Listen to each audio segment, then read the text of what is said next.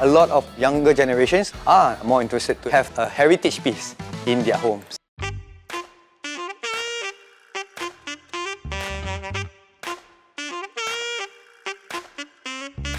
Bespoke furniture, it's supposed to showcase you as a person, and when it's done, they have one-off pieces that no one else has.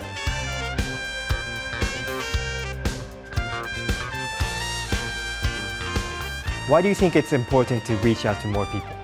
To keep the craft alive. That's the main factor.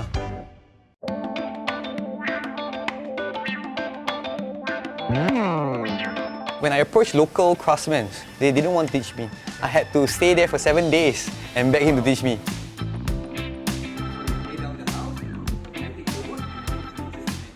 So I told myself, get more apprentices, more people will learn. They don't have to stay with me. They can go other places. They can train more people. So the chain cycle will never end.